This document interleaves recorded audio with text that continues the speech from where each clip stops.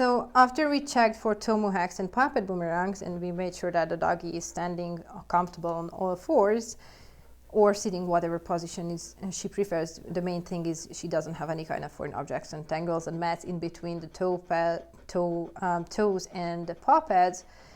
We can brush. The reason for this order is whenever the doggy has toe mohawks and we are brushing without removing them first, then the doggy will result, that's going to result in a discomfort because we are pulling on the matted coat and we don't want to do that. So we're going to remove that first, and after we've done it and she doesn't have anything, then we can go ahead and brush. Now the way I like to brush is I go from the tip of the hair towards the base of the hair and from the tip of the nails upwards.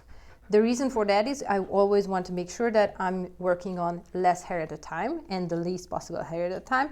And whenever I'm done with one layer and it's totally tangled and mat free, then I can give some more hair to the brush to work with. And even though we are adding more hair amount to the brush, then it's not going to be that much of an extensive sensation for the doggy because it's going to be perfectly brushed out on most of the parts. So after a lot of talking, let's take a look how it's done. Mia, lift this one up, sweetie. Awesome.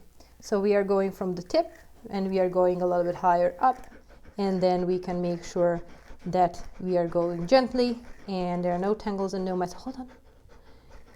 And I like to go on behind as well. There is a little fleshy part here. I like to cover that with my fingers, and then we can go higher up and deal with the rest of the leg this way. I like to lift up the opposite leg so I can get a little bit more space to work around the leg I'm working, and I can go all around. I really like to think about the legs as a square thingy, and it has an outer side, an inner side, a front, and a back. And whenever you brush all four sides, I also like to brush and comb the corners. That way you can make sure that you've covered everything on the leg and there are no tangles and mess hiding. So now let's take a look with the comb what's going on in there. Let me move this one out of the way. And Mia, lift this one up, Mia. You want to adjust? Let me just move you a little bit so you're gonna feel comfortable. There.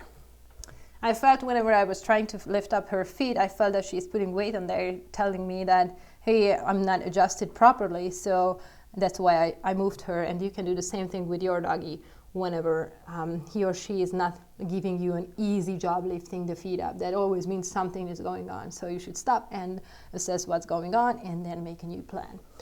So let me lift this one up. And then whenever we are combing, then you can do the same holding method like this way. You don't have to grab the feet or hold the doggy down or anything. Once you are doing this in a nice order, that way the doodle is going to be totally comfortable and she's going to cooperate perfectly, just like here. Again, I really like if you think about the leg as a square thingy. So again, it has an inner side, an outer side, a front and a back, and you think about the edges as well. And once you've done that, then there's going to be no tangles and mess hiding. It's especially important in case your doodle has long hair, longer than Mia has right now, and that can overwhelm you and the brush and the doggy sometimes. So thinking about the sides and the edges will make sure that you're going to get to all parts of the leg and it's going to be comfortable for everyone, and the tangles and mess are going to be gone.